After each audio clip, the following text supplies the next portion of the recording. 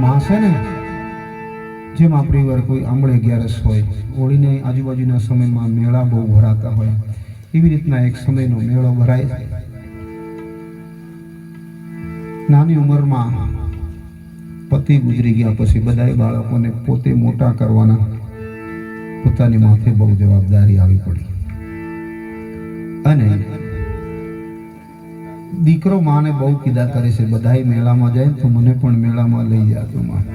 માને ખબર છે મારી પાસે કાંઈ પૈસો છે, દીકરો એકદમ બાળ હટ છે ને કે આ બાજુ અહીં સ્ત્રીમાં તે પણ છે એ બરાબર.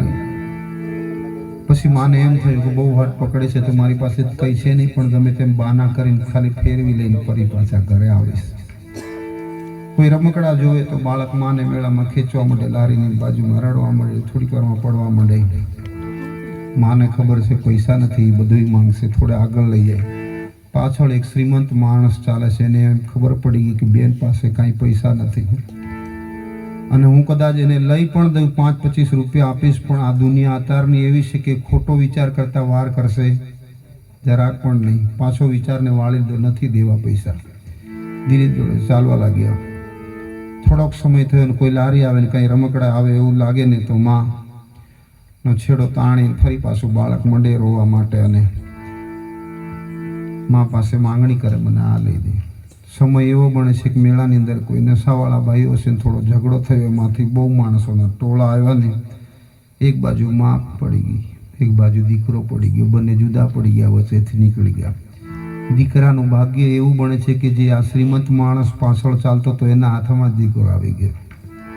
એને ખબર પડી કે થોડીક વાર પાસે મા પાસે જે રોતો હતું ને કઈ રમકડા માટે, એ જ બાળક છે. અને એને પોતાને તેડી લીધો અને વાલ કરવા લાગી, બોલ બેટા કેવા રમકડા જોઈ છે તારે, તેનું વ્યવસ્થિત લારી પર જો આ સુંદર રમકડા છે. બાળક બહુ રોવા માંડ્યું, રોતા રોતા કહ્યું, હવે મારે કોઈ રમકડા જોતા, હવે મને મારી માં મેળવી દો, મારે મારી માં જોઈ છે. મારી તમારી પાસે પણ જ્યાં સુધી માં હોય છે ત્યાં સુધી કિંમત હોતી, એ તો નહીં હોય ત્યારે તેની કિંમત સમજાય છે. એટલે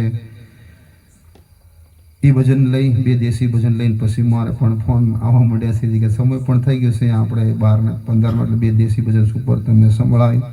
એક સમય એવો રાખીશું આપણે કે સુંદર આખી નાઇટનો જબરજસ્ત આનંદ. લગભગ તો અજયભાઈના ઘરે જ રાખશું, એટલે બધા મિત્રો અહીં નજીક હોય એવા પધારજો, દૂર હોય ગમે ત્યારે સમય સંજોગ થાય ત્યારે, કદાચ અહીંયાનો કોઈ મેળ ભગવાન લાવે સમય સંજોગ તો ફરી આનંદ કરીશું.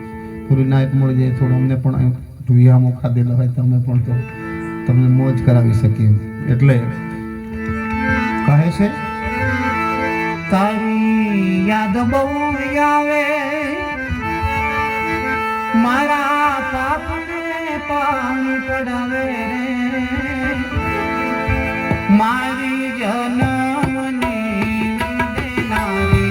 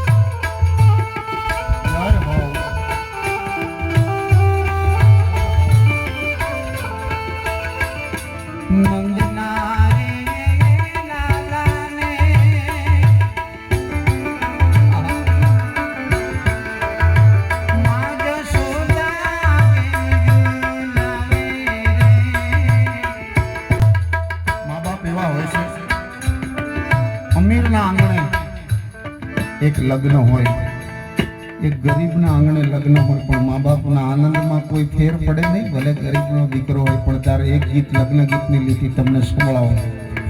આપણા આંગણામાં પોતાના આંગણામાં ઢોલ વાગતો હોય, પણ ગીતનો ભાવ એવો હોય, મા બાપનો જેમ ભાવ હોય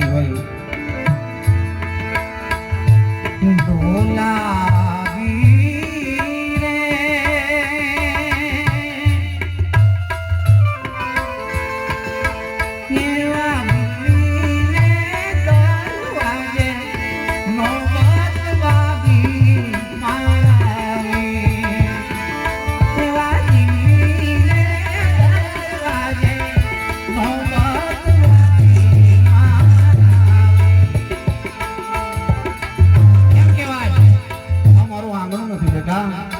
દિલ્હીના દરવાજે કોઈ નોબત વાગતી હોય ને, એવી રીતના આંગણામાં ગામના ગમે તેમ કહે સાહેબ, મા બાપના હૈયામાં જે આનંદ હોય ગામમાં કોઈ દિવસ ન હોય. તો દીકરો ગમે તેમ હોય.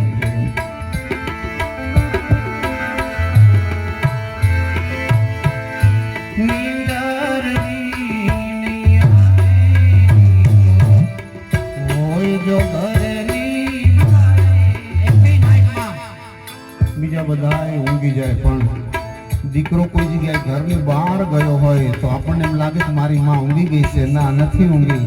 અને આપણો પડકારો છે એમ દરવાજા ઉપર જરાક અવાજ આવે ને, ફકડે ડેલી ને કોઈ કૂતરું આવી જાય, સામાન્ય અવાજ આવે, સામાન્ય પવન આવે અને દરવાજો મંડે ખોલવા. નથી ને મારો દીકરો આવી ગયો, નથી ને મારો લાલ આવી ગયો. અને પછી શાંતિથી એમ થાય કે મારો દીકરો આવી ગયો ને, શાંતિથી મંડે ઊંઘવા માટે. આ જેનું નામ છે માં.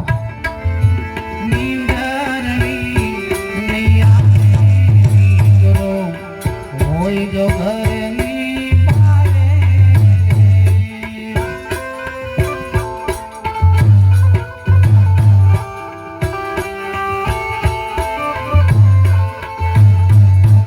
આવ્યો મારો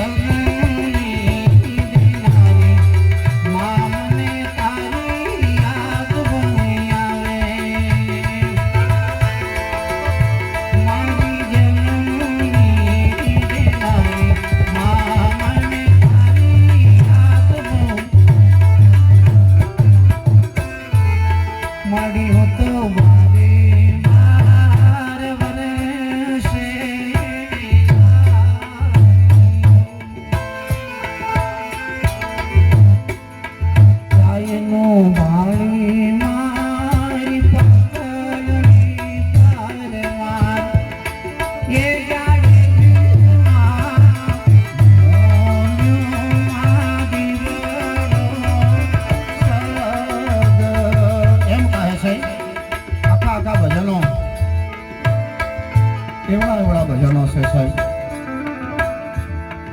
આપણને દંડોળી જગાડી નાખે. કવિ કેદારની આ રચના છે. એક બાજુ આખી દુનિયા મૂકવામાં આવે ને એક બાજુ માને મૂકવામાં આવે તો પણ પલ્લું કોઈ દિવસ ઊંચું નહીં થાય. કહે છે